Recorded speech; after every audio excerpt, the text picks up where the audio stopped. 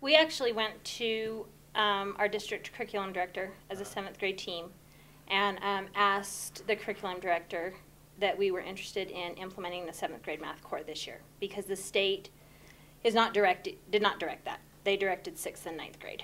And we felt that instead of going another year with the Utah core, that we wanted to jump on board with the Common Core. We decided to be proactive about doing this. It was a big thing. Annie and I this is our 2nd year at Ecker Hill, so we knew this was coming, and so for me, I was going, I don't want to teach another year of curriculum and spend all this time developing it when I know I'm not going to be using it next year. So for me, a big element of getting on board of this is it's like, let's just get going. And I kind of debated and, said, come on, you guys, let's just get on this. Lisa has a strong foundation in being a 7th grade teacher, and Andy and I's background is at a high school level in general. And so we really count on Lisa's expertise in that 7th grade thing. Lisa will say, okay, and we have these conversations and we interact really well. And then I think another piece to that is that we have a very strong administrative team that has math knowledge in there. They have teaching experience, and they were completely 100% supportive of us. And we all knew that we would have successes and failures, and that was going to be okay, and we would be supported in that. And so I think a big element of us being, wanting to be on the forefront is that we are all go-getters. We're the true type A math teachers. Even Andy, and we have those things that we really hold on to that are our own. But we also knew that in spite of this year being super hard, and it was going to challenge all of us and do those things, that in the long run it was going to make us all better teachers. We work together and plan them. So what we've done is we sit down and we unpack a standard with the knows, the do's, and the understands that we want our kids to know, to be able to do. And then we base our assessments on those do statements that we've created for the kids. And so what we've done up to now is we take an assessment. We say, I'll take the 5 questions on this concept, you do 5 questions on this concept, and you do 5 questions on this concept. And then we share them, critique them, and then we put them together. Okay, so what we've done is we create them in a Word document. And that's how we share them back and forth and fix them. And then we save them as a PDF. And then one of us uploads them into MasteryConnect with the answer keys and the cut scores. And then the other 2 will go in and just take the assessment from that person. So we're assessing per standard. So we go through and we teach all of 7NS.1, and then we assess that. Okay, then we teach all of 7NS.2, and then we assess that. And then we did all of 7NS3, and we assessed that. And at the end of each quarter, so this first year, because we're just unrolling it as we go, the first year we did a multi-standard assessment on 7NS1 and 2. And then we used that to evaluate retention. So we worked towards mastery on those standards, and we all busted our butt to get kids to 100% mastery. And then I used the summative to be over those 2 standards and to show retention. So then when we met with parents, we said, your student took this benchmark here, and they got this, then they got this, then they got this, and here they hit mastery. And then a few weeks later, here's where they are in their retention level. And it's giving immediate feedback. Like, I can look at a test before the kids walk out, and there was one day where I noticed that there was an issue with the test, the multi-standard test that I gave them. And so I was able to look at the results right then before the kids left the room and say, you know what, something's wrong here. And so I called up to my desk the students that didn't hit mastery at the end of the period and said, this is what you need to do, and this is what I'm going to do by the end of next period. So the immediate feedback and the fact that I can see it, and also the fact that I can look at questions. I mean, there was an instance where we put in the wrong answer. And so when we pulled up the bar graphs to show the item analysis, it was like, what's wrong with this question?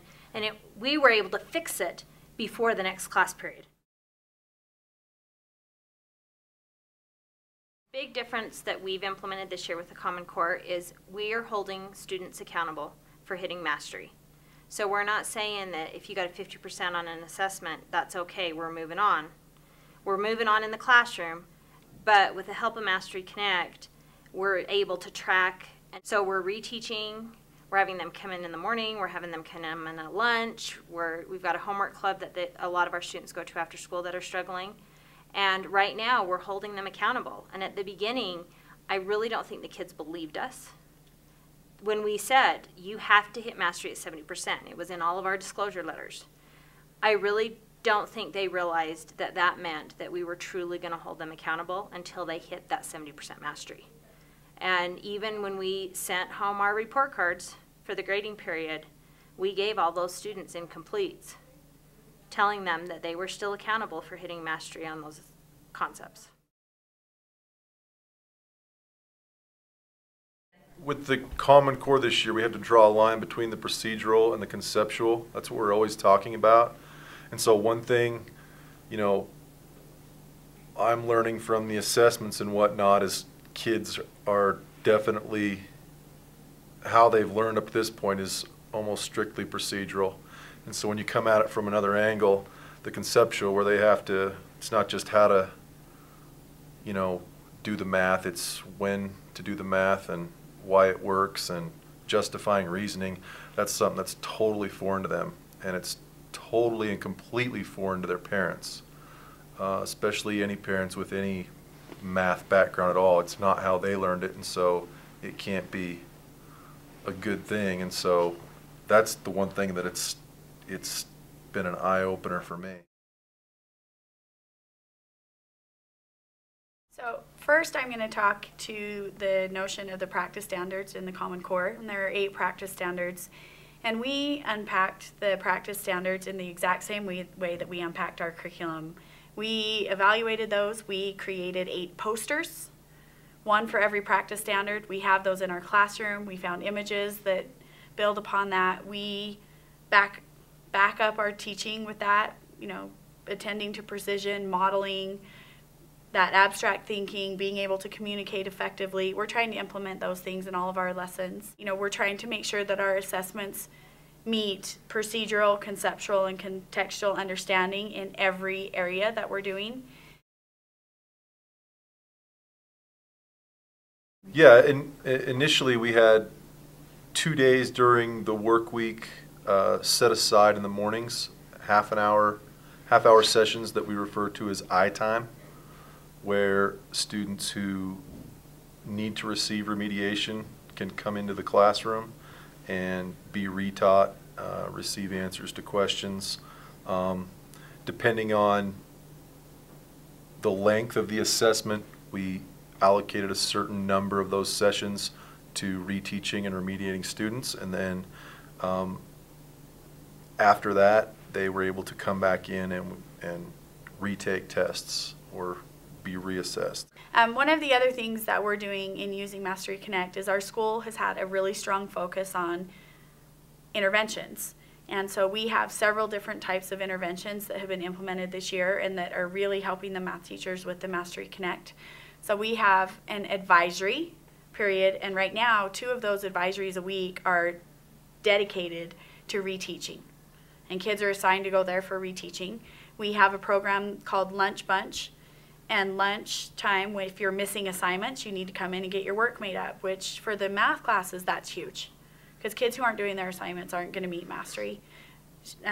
After school homework club, and then we're also, as a team, we decided that there are some kids who just need the extra support, and we have created classes called supplemental math classes. And so the kids not only have their regular classroom class, but they have an additional class where they get reteaching and pre-teaching on the same concepts that are going to be in their math class. So it's not new curriculum, but it's half a period of reteaching and then half a period of pre-teaching to help them with those mastery things. At parent-teacher conferences, I went through and I printed off the standards sheet that MasteryConnect provides, showing the benchmark assessments for each of the standards under the number systems. And the thing that worked really great for the conversational piece at parent-teacher conferences was the fact that it showed them when they hit mastery. Because when you print it off, it has an R next to if it's remedial, an NR if it's near mastery, and I was able to have the conversation with parents as to the fact of your child hit mastery on the very first time, or your child, it took 2 times for them to hit mastery, and this is what I did to help them hit mastery.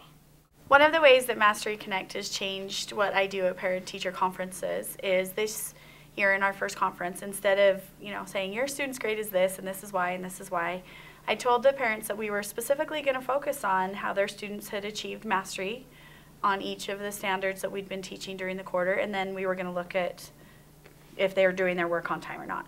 But what I did is I showed them the development of each standard and how their student progressed through that, and we spent a lot of time looking at MasteryConnect and deciding, and I was pretty focused on getting all of those greens, I wanted to see, pull it open, scroll down, mastery, mastery, mastery, mastery, all the way down.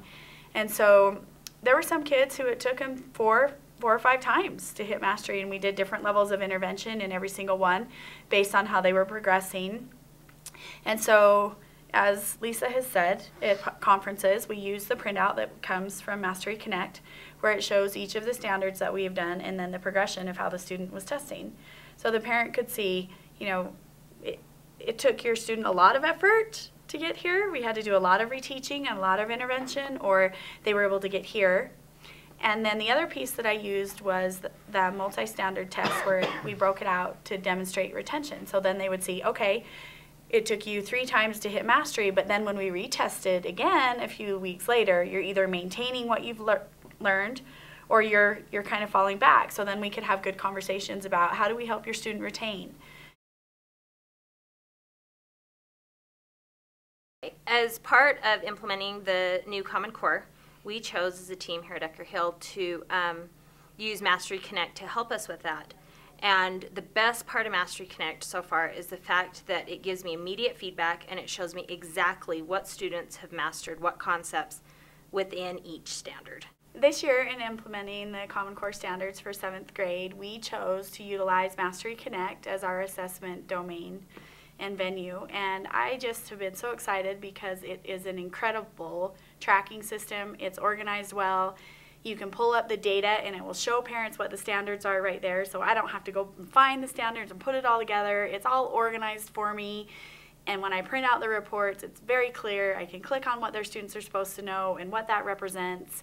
It's been so great to have it all in one place, and that it tracks it for you, and I don't have to come up with my own tracking system. It's just been wonderful to be able to share that much information from one location with parents. The aha for me is not only the biggest thing for me is it does save time. I think it's been a big time saver.